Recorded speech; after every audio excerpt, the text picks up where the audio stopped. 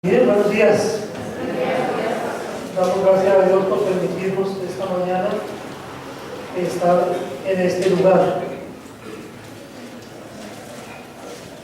Estamos viviendo una crisis en el mundo muy fuerte debido a una carencia que se da principalmente en la familia, donde debe empezar, y también porque nos hemos hecho tal vez lentos para hacer aquello que Dios nos ha encomendado.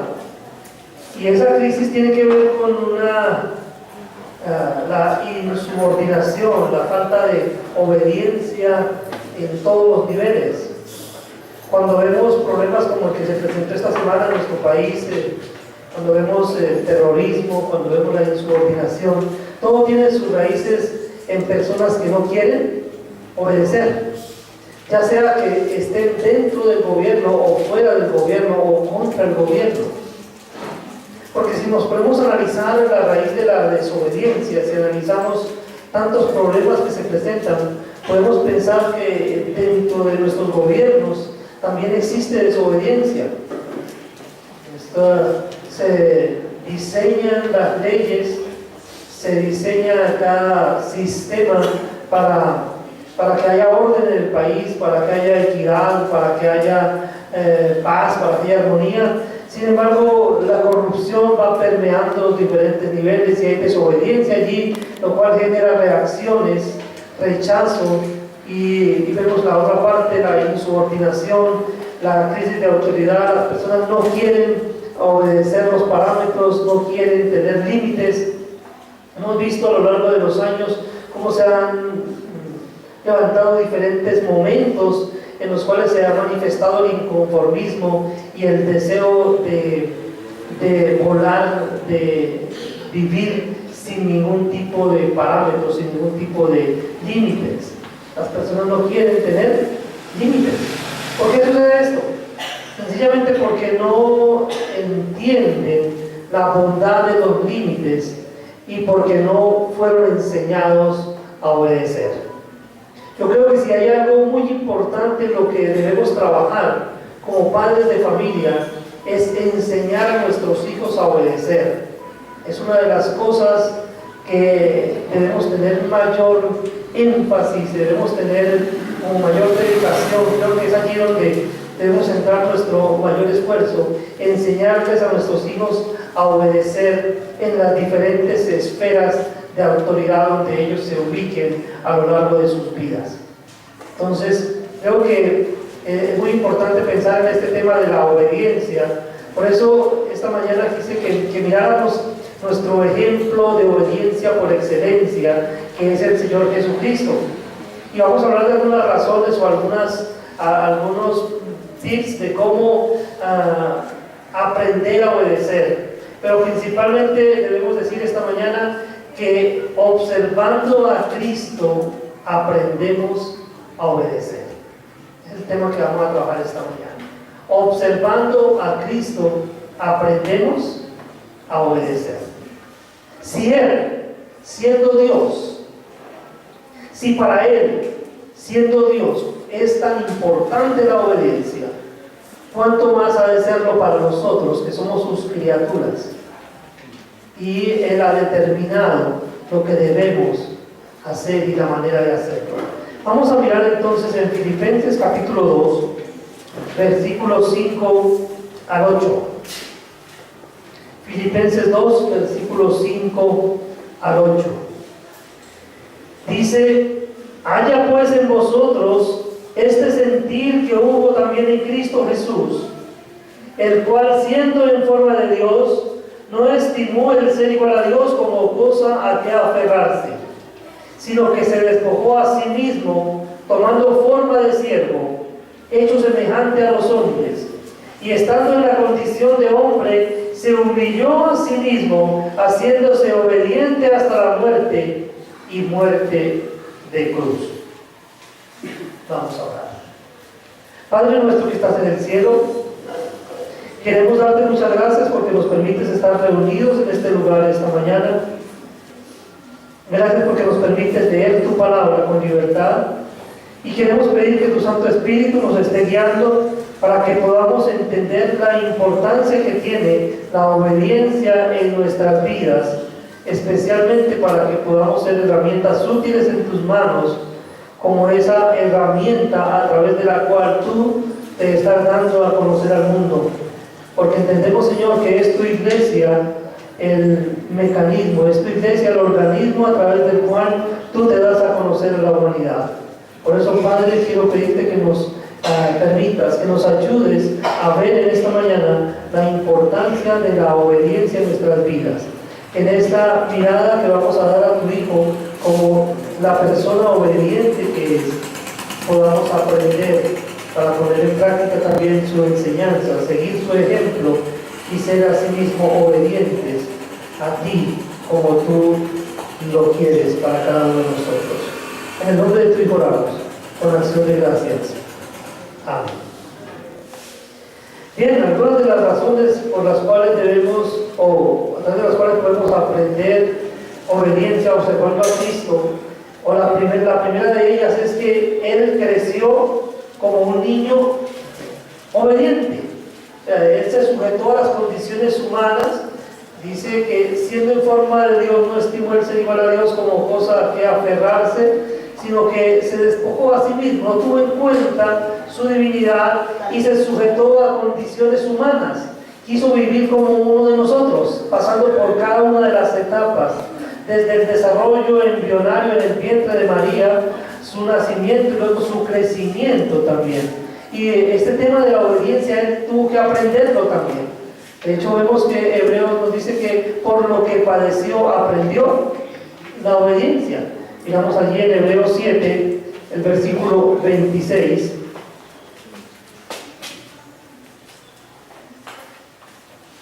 Hebreos 7, 26 dice que porque tal sumo sacerdote nos convenía santo, inocente, sin mancha, apartado de los pecadores y hecho más sublime que los cielos. Vemos que Él tiene un carácter especial que sin embargo también desarrolló como hombre. Dice que el sacerdote nos convenía santo, inocente, sin mancha. Pero como niño creemos que él tuvo que pasar por la etapa de ser confrontado por sus padres y ser enseñado. Él tuvo que ser enseñado, sus padres le enseñaron a obedecer. ¿Por qué? Porque es parte de la naturaleza humana. Especialmente cuando él no tuvo que lidiar con las huellas del pecado, no tuvo que lidiar con esa naturaleza pecaminosa que sí lidiamos nosotros. Pero él tuvo que sujetarse a su mamá, a su papá en sus primeros años. Tal vez el papá le dice, pásame el martillo, la mamá ayúdame con el agua, o ayúdame en la cocina, bueno, muchas cosas, una vida normal, como cualquiera de nosotros, en el cual lógicamente también estuvo expuesto también a digamos, a momentos en los cuales podía ver a otros niños, ¿cierto? ¿Y cuál era la constante entre los niños? La mayoría de los niños entonces quiere hacer lo que bien les parece. Y podemos pensar entonces cómo sería la infancia de nuestro Señor Jesucristo si lo muestra el autor de la carta a los Hebreos como un hombre santo que nunca hizo pecado, inocente, sin mancha. Es difícil imaginarnos un niño que nunca haya hecho nada malo, ¿cierto? ¿Por qué? Porque desde que vemos a los niños pequeñitos, ¿qué recordamos de los niños? Su rebeldía. ¿Qué es lo primero que un niño dice cuando nace? No, ¿cierto? Después de que cuando empieza a hablar, cuando empieza a comunicarse, lo primero que él dice es no, siempre vemos la rebeldía. Y de hecho la palabra nos dice que la necedad está ligada en el corazón del muchacho. Y aquí imaginarnos a un niño que no fue así, un niño que no fue rebelde, un niño que fue obediente en todo, un niño que fue especial, un niño que fue modelo, no es fácil porque no existe sino él. Entonces no podemos imaginarlo, pero sí saber que él tuvo una infancia como la de nosotros, solo que él fue perfectamente obediente en todo a sus padres, como lo muestra Hebreos, como dice el autor del libro de los Hebreos, carta a los Hebreos, santo, apartado totalmente del pecado, inocente, no tuvo nada de que ser acusado. De hecho, cuando el gobernador romano lo juzga, dice: no hallo en él ningún delito, sin mancha, sin contaminación, apartado de pecadores. Imaginémonos a un niño que nunca se juntó con los otros niños que estaban mal inclinados. ¿Cuál es el principal problema que tenemos con nuestros hijos a veces? Las malas amistades, ¿cierto? Pero el Señor Jesucristo no tuvo malas amistades, apartado de los pecadores, dice el autor de los Hebreos. Entonces, pero creció siendo un niño obediente. En esta semana estuvimos analizando un texto especial allí en Mateo 26, del 36 al 46, cuando el Señor Jesucristo cumple los 12 años y Él con su familia va a Jerusalén, y como Él se pierde en el templo, y luego ellos van regresando a su lugar, a su residencia, y Él no iba con ellos, y después entonces se preocupan, van y lo buscan. Luego vamos a estar analizando entonces cómo encaja esto dentro de nuestro tema, porque resulta que Él aprendió la obediencia. Digamos entonces en Hebreos 5, el versículo 8, dice: y aunque era hijo, por lo que padeció, aprendió la obediencia. Debemos decir entonces del Señor Jesucristo que Él tenía una condición especial, y es que Él era 100% Dios, pero también 100% hombre. 100% Dios y 100% hombre. Aunque tenía su naturaleza divina omnisciente, dice acá que Él aprendió obediencia por el padecimiento. El sufrimiento lo llevó entonces a aprender a obedecer. Fue algo que él aprendió. Y vemos en diferentes momentos cómo en su condición humana Él tenía deseos como nosotros también. Él tenía había cosas en su corazón, temores y todo tipo de cosas, como un ser humano como nosotros. Se fue tentado como nosotros, pero sin pecado. Entonces vemos a un hombre que no se sujetó, o que no vivió tomando como base su naturaleza divina omnisciente, sino que pasó por un proceso de aprendizaje en el que estuvo incluido también el sufrimiento, y ese sufrimiento le enseñó a él entonces también a obedecer. Él aprendió la obediencia, porque él se sometió en todo a la voluntad de su Padre. Vamos a mirar entonces Mateo 26.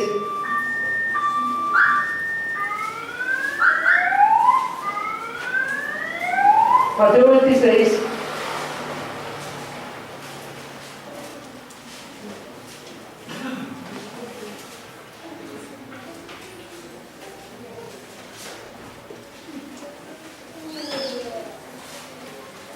Versículos 36 al 46. Dice: entonces llegó Jesús con ellos a un lugar que se llama Getsemaní, y dijo a sus discípulos: sentaos aquí entre tanto que voy allí y oro.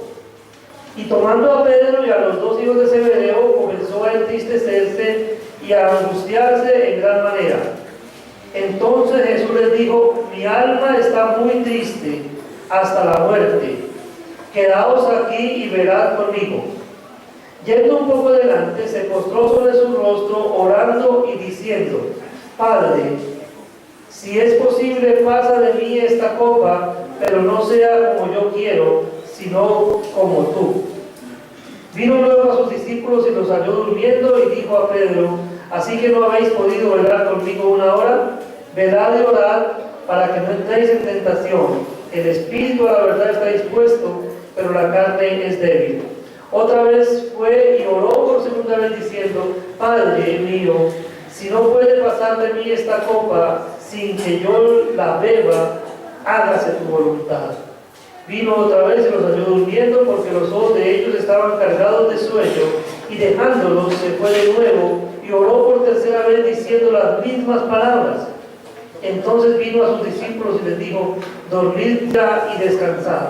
He aquí ha llegado la hora, y el Hijo del Hombre es entregado en manos de pecadores.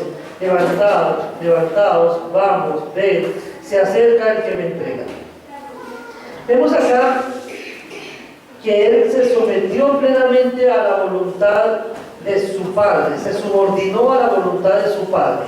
Este es un momento especial en la vida del Señor Jesucristo, en que vemos que en su condición humana tiene un deseo diferente a la voluntad de su Padre. Porque en su condición humana, él está próximo a experimentar algo que él no quiere experimentar. ¿Qué es? Él no está asustado tanto por la muerte física, él no le asusta el dolor, no le asusta el sufrimiento físico. Varón de dolores experimentado y llorantes, dice Isaías, y dice que él sufrió y él no estaba asustado por eso, el sufrimiento no le asustaba. ¿Qué era lo que él temía y qué era lo que él no quería? Él no quería la identificación con el pecado, no quería llevar el pecado, porque al llevar el pecado sobre él iba a generarse una separación con su Padre. Él no quería experimentar la separación con su Padre, él no quería que hubiera distancia entre él y su Padre. Y él sabía que al experimentar el pecado, al llevar el pecado sobre sí, su Padre iba a quitar la mirada de él, iba a apartar su vista de él. Por eso ese grito angustioso en la cruz, cuando él dice: Eloí, lama sabactani, Dios mío, ¿por qué me has desamparado? Porque estaba experimentando eso que él temía y que en su oración le expresa al Padre. Estaba experimentando separación, la separación que el pecado produce con respecto de Dios. Eso era lo que él no quería experimentar, no tenía el deseo en su corazón humano, no quería experimentar separación con su Padre. Y por eso en su oración él va y dice: Padre, si es posible, aparta de mí esta copa. Sin embargo, él no rechaza ese sufrimiento que iba a experimentar. Y él dice: pero no se haga como yo quiero, sino como tú quieres. ¿Qué hace él? Subordina su voluntad a la voluntad del Padre. Se pone totalmente bajo la autoridad del Padre para que el propósito del Padre y la voluntad del Padre sea cumplido totalmente en su vida, pasando por alto sus propios deseos. Porque humanamente él no quiere sufrir. Y él se identificó plenamente con nosotros. Ahora, no hay pecado en ese deseo de no querer sufrir. Los deseos, hay deseos que nosotros tenemos que tal vez no son pecado, pero que debemos subordinar a la voluntad de nuestro Dios. Entonces debemos pensar que no todos los deseos, porque sean buenos para nosotros, se encajan dentro del plan de Dios. Y por eso nosotros debemos aprender entonces a subordinar nuestros deseos, aun cuando sean buenos, subordinarnos al plan y propósito que Dios tiene, porque eso fue lo que el Señor Jesucristo hizo. Tomó sus deseos y los puso bajo la autoridad del Padre, se colocó él plenamente bajo la autoridad del Padre. No se afianzó en su deseo, sino que subordinó su deseo a la voluntad de su Padre. Entonces, cuando observamos al Señor Jesucristo, vemos a un niño, a un hombre que creció como un niño obediente, que aprendió la obediencia, que se sometió a la voluntad de su Padre, porque para eso vino. Él vino para hacer la voluntad de su Padre. Vamos allí a Juan 5, el versículo 30.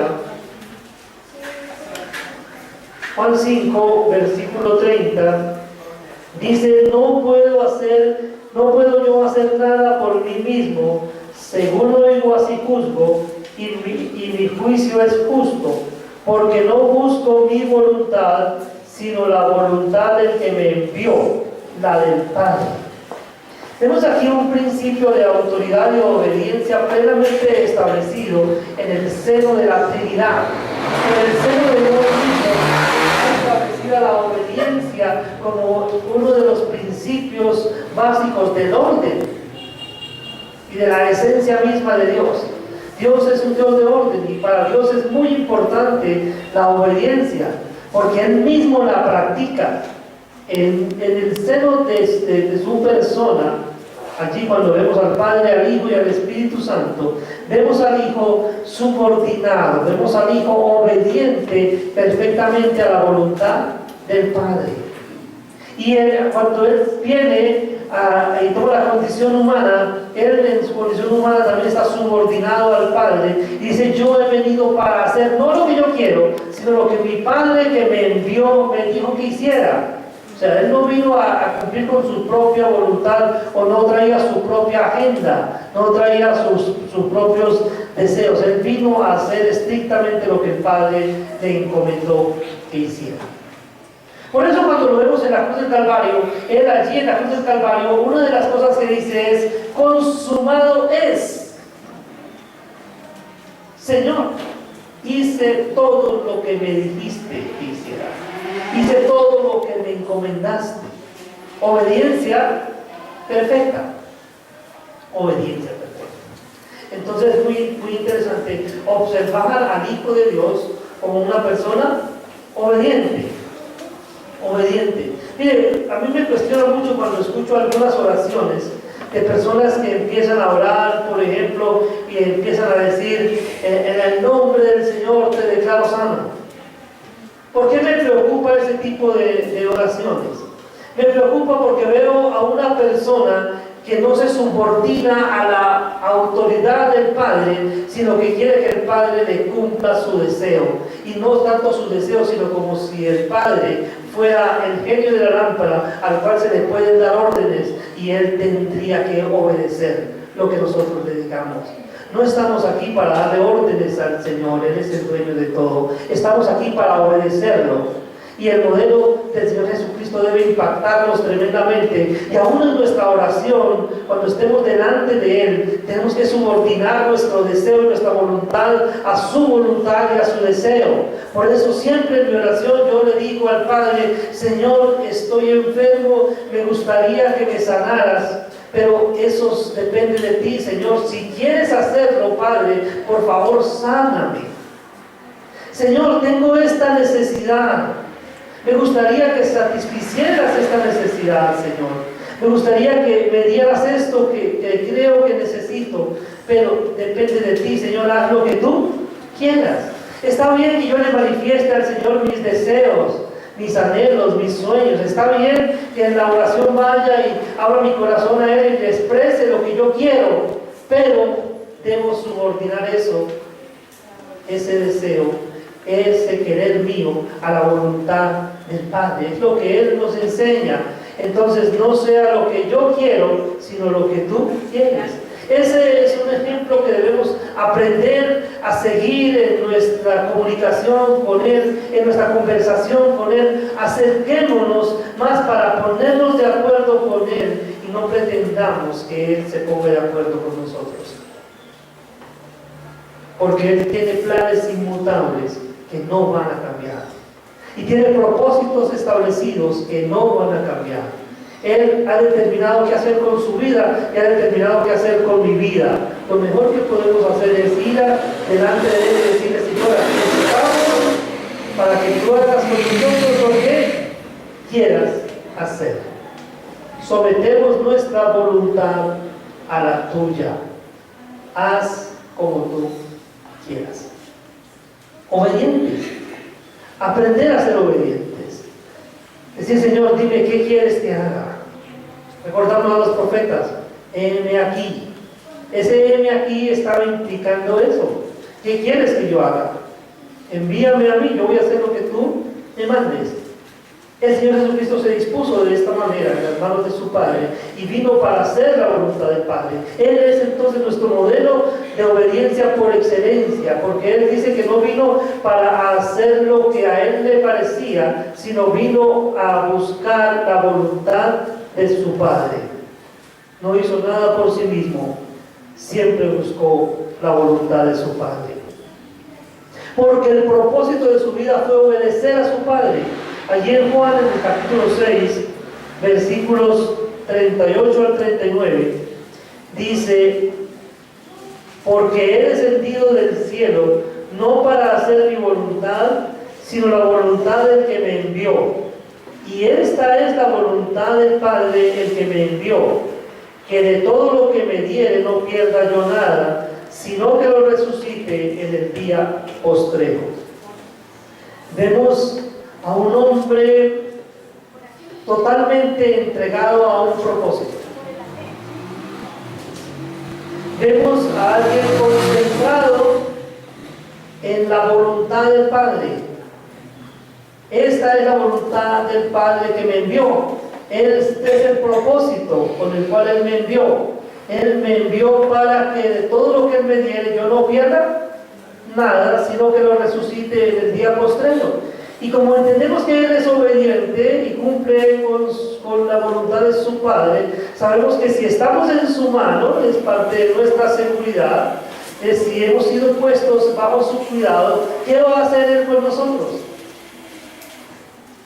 Nos va a resucitar, porque esa es la voluntad de su Padre, y a eso Él vino, y no va a perdernos. No va a soltarnos de su mano, vamos a estar siempre en su mano. La obediencia del Señor Jesucristo a su Padre nos da a nosotros seguridad, nos da paz y nos da tranquilidad. Porque Él tiene todo el poder para poder sujetarse plenamente y hacer todo lo que el Padre le envió a hacer. Entonces, el propósito de su vida fue y es obedecer a su Padre. Dice que no vino del cielo a hacer su voluntad, sino que vino a hacer la voluntad de su Padre. Quiero que pensemos un momento, retomando lo que mencioné hace un rato, acerca de ese momento en el templo de Jerusalén cuando Él cumplió los 12 años. Bueno, hemos dicho en algunas oportunidades acá que en los 12 años en la vida del varón judío era un momento especial, porque era cuando él pasaba del cuidado de la madre para estar al cuidado del padre. Y pensábamos estos días con los maestros de escuela bíblica, compartíamos este tema y hablábamos al respecto pensando en la cantidad de gente que había en Jerusalén en estos días cuando ellos bajaron. Dice que ellos fueron al templo. De hecho vemos a José y a María como unas personas obedientes, porque el Señor nuestro Dios en su ley había determinado que todo varón judío debía presentarse en el templo de Jerusalén delante de Él por lo menos una vez en el año, en una de las 3 fiestas principales que Él había establecido. Recordamos que estaba la fiesta de los tabernáculos, que estaba la fiesta de la Pascua y que estaba la fiesta de las cosechas, y que debían presentarse en una de esas 3 fiestas principales, debían ir al templo. Y vemos que José y María, junto con el niño, pues fueron a Jerusalén. Pero calculábamos cuánta gente había en Jerusalén esos días. Y es curioso, ¿no? Yo ponía un ejemplo. El 1 de enero, acá en Fusagasugá, yo no había visto algo. Este año hicimos algo diferente. Y es que en la tarde del 1 de enero estaba mi hermano acá de visita y quisimos ir hacia el río Sardinas, al río Cuja, allí en el sector de Sardinas. Y quisimos ir en la tarde, entonces estuvimos en la mañana acá en la casa y en la tarde quisimos ir por ahí tipo 3, 4 de la tarde. Y cuando íbamos, desde que salimos de la ciudad, del sector que hay carretera, que son unos 2 kilómetros más o menos de carretera, estaba eso, o sea, nosotros íbamos hacia el río y en la dirección contraria era un río de gente, literalmente un río de gente. O sea, no había espacio entre las personas, un grupo de personas y otra. Yo tratando de calcular, yo pensaba que había por lo menos, por poquitas personas que hubiera, había más de 30.000 personas en ese lugar, o sea, en ese momento, porque se veía mucha gente, de solamente una ciudad, y estaba en ese sector lleno. Ahora, yo pensaba, y compartía con los maestros, Jerusalén en el tiempo de la fiesta, cuando venía gente de diferentes partes del mundo, varones judíos con sus familias, de diferentes partes del mundo dirigiéndose para una oportunidad especial. ¿Cuánta gente habría en Jerusalén? Ahora pensamos en un niño de 12 años. Bueno, cuando tenemos un niño de 2, 3 años, 5, 6, 7 años, lo llevamos de la mano y él está con nosotros por todos lados, ¿cierto? No lo soltamos, no lo dejamos que él haga su propio descubrimiento, su propio movimiento, ¿cierto? Pero ya un niño de 12 años, y en esta cultura era propio entonces que él estuviera en sus cosas también. Él estaría con otros niños de la edad, también por allí dando vueltas con los familiares y amigos. Sus padres confiaban en él, no tenían ningún problema con él, y no estaban preocupados por él.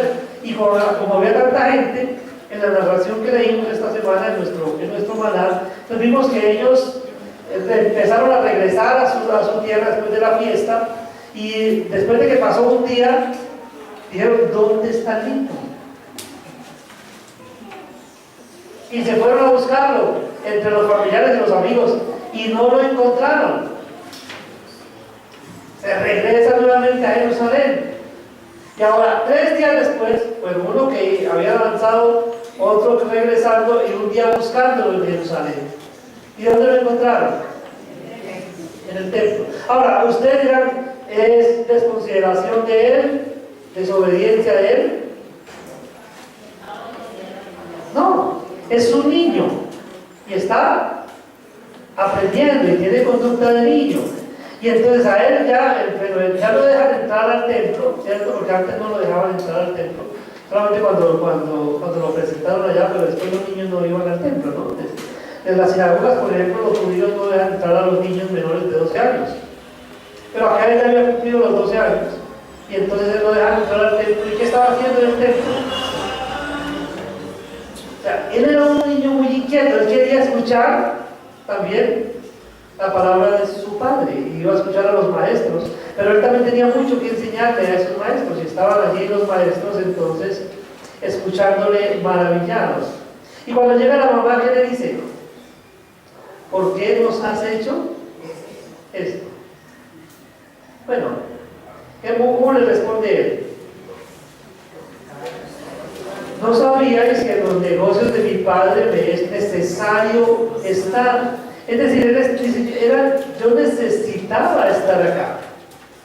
Ustedes debían saber que yo iba a estar en este lugar. Ustedes debían saber que yo iba a estar aquí hablando de las cosas de mi padre. O sea, no tiene por qué extrañarse. O sea, humanamente, lógicamente, María y José estaban extrañados, pero él les dice, ustedes debieron haber tenido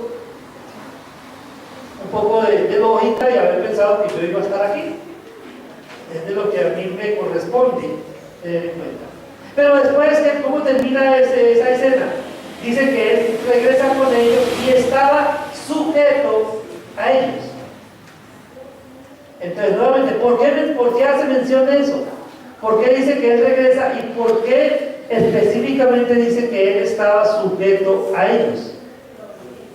Está mostrando que él en ningún momento ha dejado de ser correcto y sigue siendo obediente. Y de hecho, cuando lo vemos a los 30 años, cuando va a ser bautizado en el río Jordán, cuando el Padre mismo da testimonio acerca de él, ¿qué dice? Este es mi Hijo amado en quien tengo complacencia. ¿Por qué se complace el Padre en su Hijo? Porque es un Hijo obediente. ¿Cuándo a usted y a mí, nuestros hijos, nos van a complacer? Nos va a hacer motivo de orgullo. ¿Cuándo nuestros hijos son motivo de orgullo, motivo de sentirnos agradados con ellos? Cuando son obedientes, cuando son modelos, ¿cierto? Cuando son buenas personas. Pues un hijo obediente hace que su padre se enorgullezca de él. Y aquel padre dice, tengo complacencia de mi hijo. Ahora, regresamos al texto con el que leímos al comienzo de Filipenses 2. Dice que el cual, siendo en forma de Dios, no estimó el ser igual a Dios como cosa a que aferrarse, sino que se despojó a sí mismo, tomando forma de siervo, hecho semejante a los hombres, y estando en la condición de hombre, se humilló a sí mismo, haciéndose obediente hasta la muerte, y muerte de cruz. Mire los extremos de la obediencia del Hijo de Dios. Mire a qué extremo llega la obediencia del Hijo de Dios. Él es Dios, en esencia, por naturaleza, es todopoderoso, perfecto, santo, omnisciente. Pero ¿qué hizo Él? No lo tuvo en cuenta como algo a lo cual aferrarse, porque Él había tomado otra naturaleza, Él había tomado la naturaleza humana, se había hecho hombre. Y al hacerse hombre, ¿qué hace Él? Dice que Él se humilló a sí mismo, Él tuvo que descender a nuestro nivel. Él se humilla, o sea, el creador descender al nivel de la criatura, eso es humillar, es bajarse de su posición. Es el dueño de todo, el omnipotente, el omnisciente, el santo, el poderoso Dios, someterse a condiciones humanas. Eso es humillarse, se humilla. ¿Hasta qué grado se humilla? ¿Hasta dónde desciende? Por obediencia. Pero no cualquier muerte, mire, es morir como un pecador, morir como alguien culpable, ser colgado en una cruz, es humillante. A veces nosotros cuando nos toca hacer cosas a veces que no queremos hacer, que nos hacen de pronto para nuestro punto de vista dice, no, yo no me puedo humillar a tanto, no puedo rebajarme a tanto. Por ejemplo, le dicen, hermanito, ¿por qué no me ayuda a lavar los baños? Dice, no, pero es que yo como se lo juro que yo voy a poner a lavar baños, lavar baños.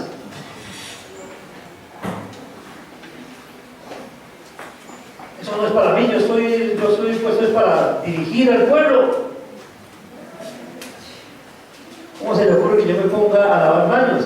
Así, cuando a veces pasa en el servicio de la iglesia, ¿cierto? A veces queremos asignar el servicio a alguien y generalmente las personas quieren llegar al servicio de la iglesia y ¿qué quieren hacer de una vez? Yo no sé, esa tarima a veces como que tiene mal. Hay mucha gente que quiere estar allá, quiere ir, a veces no entiende la responsabilidad que eso implica. Y le decimos a una persona, ¿cómo sabemos si alguien está listo para pasar allá? Cuando le decimos a la persona, nos puede ayudar con las sillas, a revisar las sillas, a lavarlas, o vamos a hacer aseo, o vamos a lavar los baños, o vamos a arreglar el solar, vamos a arreglar la bodega, y la persona está dispuesta para colaborar con nosotros. ¿Qué implica? Que está siguiendo el modelo del Maestro. ¿Qué hizo el Señor, nuestro Dios, con su amado Hijo? Luego que su amado Hijo se humilló, como su Hijo se humilló, dice, por lo cual Dios lo exaltó hasta lo sumo y le dio un nombre que es sobre todo nombre, para que en el nombre de Jesús se doble toda rodilla de lo que está arriba en el cielo y debajo de la tierra y debajo de la tierra, y toda lengua confiese que Jesús es el Señor. Pero ¿qué hizo Él? Se humilló. ¿Por qué lo hizo? Porque su Padre lo mandó que lo hiciera. Su Padre lo mandó, a eso lo mandó. Vaya y tome forma de hombre, o forma humana. Dios lo envía en forma humana. Y Él se sujeta a la autoridad del Padre. No estima su condición divina como algo a que aferrarse, sino que desciende a nuestra condición porque era necesario para nosotros, no para Él. Fue por su necesidad. Él se hizo obediente por usted y por mí obedeció a su Padre. ¿Saben por qué nos amó? Y la manera de subirnos a nosotros y rescatarnos era obedeciendo, siguiendo al pie de la letra el plan que el Padre había diseñado para salvarnos. Por eso se humilló a sí mismo, haciéndose semejante a los siervos, a los hombres, y estando en la condición de hombre fue hasta la muerte, y muerte de cruz. ¿Había alguna otra muerte peor que esa para morir? ¿Qué dice el libro de Deuteronomio? Maldito aquel que es colgado en un madero. Y por eso dice que Él se hizo maldición por nosotros. Fue contado como un maldito, como anatema, como separado de Dios. Lo que Él no quería experimentar, Él lo experimentó por obediencia, para obedecer a su Padre, porque así lo había determinado su Padre. Es lo que el Padre determinó que Él hiciera. Entonces no se aferró a su naturaleza divina, sino que se hizo obediente hasta la muerte y muerte de cruz. Pero debemos terminar esta mañana hablando de lo que tiene que ver conmigo. Entonces, observando a Cristo aprendemos a obedecer, porque Él creció como un niño obediente. Él aprendió la obediencia. Él se sometió a la voluntad de su Padre. Él vino para hacer la voluntad de su Padre. El propósito de su vida fue obedecer a su Padre. Él fue a la muerte por obediencia, pero Él demanda obediencia de sus discípulos. Ya es una demanda de Él. Él quiere que usted y yo, si somos sus discípulos, si usted y yo nos estamos portando como discípulos de Cristo, usted y yo debemos tener la marca distintiva del discípulo, que es la obediencia. Y encontramos una pequeña palabra en Juan 14:15. Digo pequeña por el tamaño de la palabra, no por la importancia. Juan 14, versículo 15. Juan 14:15. La primera palabra que usted encuentra ahí, ¿cuál es? Sí. Este sí es un sí muy importante. ¿Cómo es el hermano Alan? El hermano Alan, que es el de acá, el que nos enseña la morfología y sintaxis y gramática. Hermano, ¿qué es ese sí? ¿Qué es? ¿Qué clase de sí es? Un sí condicional. Es el que está introduciendo una condición, algo que debe cumplirse. Y aquí dice: si me amáis, pero ustedes me aman, dice el Señor. Bueno, si ustedes realmente me aman, ustedes tienen que cumplir una condición. Eso es lo que introduce ese sí. Si ustedes me aman, ¿qué tienen que hacer? Si me amáis, guardad mis mandamientos. Si me amáis, guardad mis mandamientos. Entonces vemos acá que Él establece una condición que evidencia el amor por Él. Entonces, ¿cómo puede usted realmente decir que está amando al Señor Jesucristo? ¿Cómo puedo yo decir que amo al Señor Jesucristo? Hay a veces, uno tiene que confrontarse a veces, porque tenemos una conducta humana aprendida también, que es falsa. Tenemos la costumbre, bueno, nosotros latinos acá, de estarle preguntando a nuestros hijos: ¿tú me quieres? Y el hijo también aprende a preguntarle al papá: ¿tú me quieres? Y uno le pregunta al hijo: ¿tú me quieres? Y el hijo le dice: hasta el cielo. Lo quiere mucho. ¿Hasta dónde me quieres? No, hasta el cielo. Me quiere mucho. Pero cuando vamos a mirar realmente la medida de ese amor de nuestros hijos no nos obedecen. Usted dice que me quiere, pero no me hace caso. ¿Cómo así? Entonces, ¿cómo estamos ahí? Y lo mismo hacemos nosotros con el Señor Jesucristo. Entonces, decimos que lo amamos, pero no lo obedecemos. ¿Qué estamos haciendo? Mintiendo. Es mentira. Si decimos que amamos al Señor Jesucristo, pero no le obedecemos, estamos mintiendo. Porque si lo amamos, lo obedecemos. El amor a Cristo debe llevarnos a la obediencia. Es la condición. Para que usted y yo podamos decir que realmente estamos amando al Señor Jesucristo, debemos ser obedientes a lo que Él nos dice que hagamos. Es la condición. Los discípulos vivimos para amar a nuestro Maestro. Juan 14, 21 al 24 dice: el que tiene mis mandamientos y los guarda, ese es el que me ama. Y el que me ama será amado por mi Padre, y yo le amaré y me manifestaré a él. Le dijo Judas, no el Iscariote: Señor, ¿cómo es que te manifestarás a nosotros y no al mundo? Respondió Jesús y le dijo: el que me ama, mi palabra guardará, y mi Padre le amará, y vendremos a él, y haremos morada con él.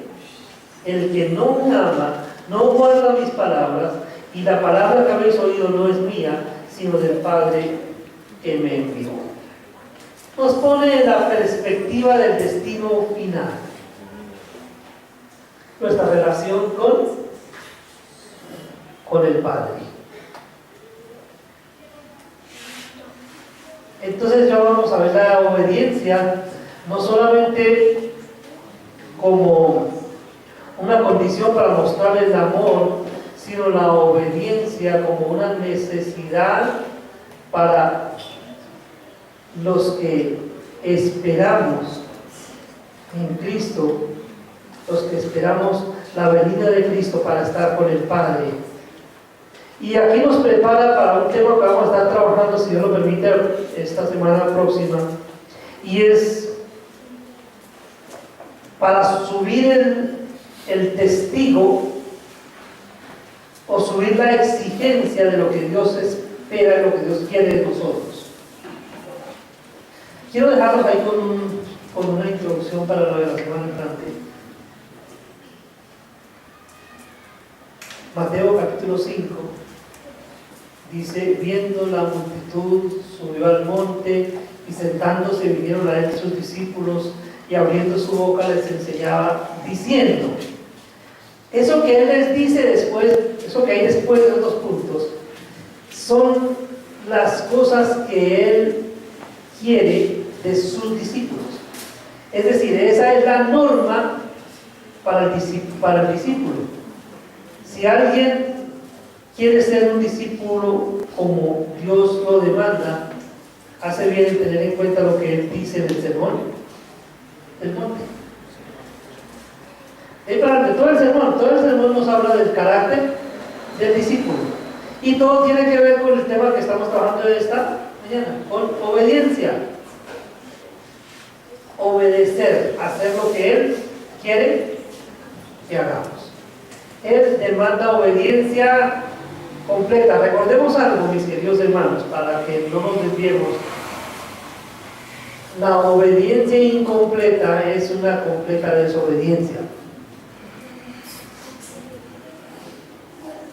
Obedecer a medias es desobedecer. Porque a veces nosotros decimos: oh, pero ¿qué estoy haciendo mi esfuerzo? Y ahí vamos, estoy luchando, no estoy obedeciendo al 100, pero ahí voy en el 90. Si estoy obedeciendo a medias, ¿qué estoy haciendo? Desobedeciendo, sencillamente no estoy obedeciendo.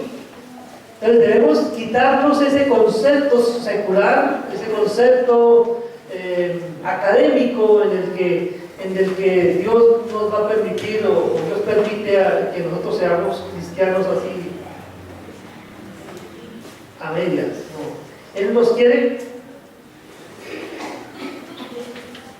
rectos, ¿cierto? Firmes, puros. ¿Qué dice él? Vamos a recordar. Terminamos con esta frase que él dice.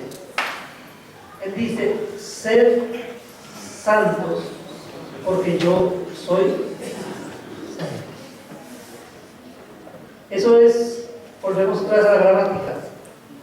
El verbo, hermano Alan, está conjugado en modo ¿qué? Ser imperativo. Entonces, ¿qué tenemos ahí? Una orden. Pero si es una orden, nosotros fuimos puestos en la iglesia para obedecer, ¿de qué debemos ocuparnos? Entonces, nuestra tarea como iglesia del Señor, nuestra tarea como padres de hijos que pertenecen a la iglesia del Señor, ¿cuál es? Como padres, nuestra tarea es enseñar a nuestros hijos a obedecer. Nuestros hijos deben obedecernos a nosotros porque nosotros obedecemos a Dios. Pero cuando nuestros hijos nos obedecen a nosotros, no por obedecernos a nosotros deben hacerlo, sino en obediencia al Padre, porque Él demanda de ellos que nos obedezcan. Y nosotros debemos enseñárselo. Pero principalmente, ¿cómo enseñamos nosotros obediencia a nuestros hijos? ¿Cómo nos enseña el Señor Jesucristo obediencia a nosotros? Que es lo que hemos estado tocando esta mañana.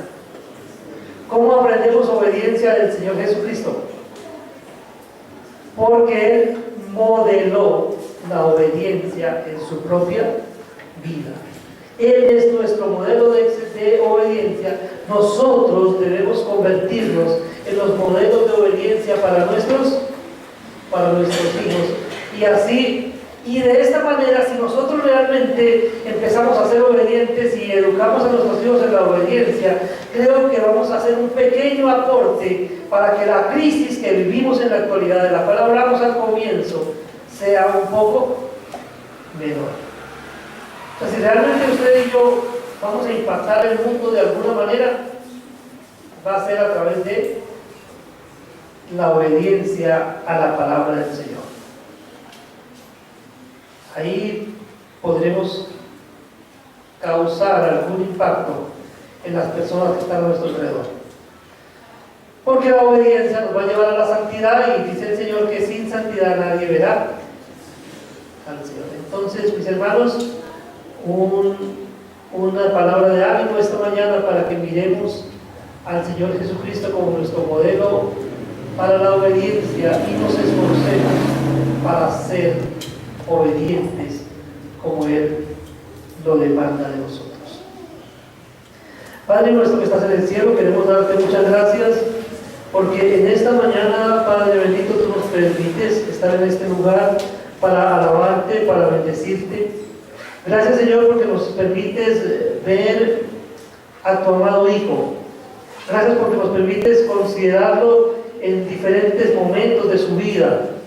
Ver cómo creció como un niño, como nosotros, pero obediente. Verlo cómo se sujetó a sus padres terrenales, a José y a María. Verlo cómo tuvo en cuenta tu voluntad sobre la suya. Cómo vivió para cumplir tu propósito en su vida. Cómo modeló obediencia para nosotros. Cómo nos enseñó a obedecer obedeciéndote, Señor. Gracias, Padre bendito, porque tu Hijo vino a la tierra no para hacer su voluntad, sino la tuya. Y tu voluntad fue que viniera a vivir una vida perfecta y que viniera a morir para salvarnos, para darnos oportunidad a nosotros que estábamos muertos en nuestros delitos y pecados. Pero por la obra de tu Hijo, por la obediencia de tu Hijo, nosotros tenemos esperanza, Señor. Porque tu Hijo obedeció hasta la muerte, nosotros tenemos la vida eterna que tú nos has regalado. Porque cuando tu Hijo murió por nosotros, nos dio la salvación del poder del pecado y de la muerte. Gracias, Señor, por la obediencia perfecta de tu Hijo. Y, Señor, ayúdanos para que cada día podamos ver este modelo de obediencia y podamos seguirlo. Que podamos nosotros también ser obedientes a tu palabra, hacer lo que tú quieres, vivir para tu propósito, Señor, y que tu vida sea reflejada en cada uno de nosotros para tu honra y tu gloria. En el nombre de tu Hijo oramos, con acción de gracias. Amén.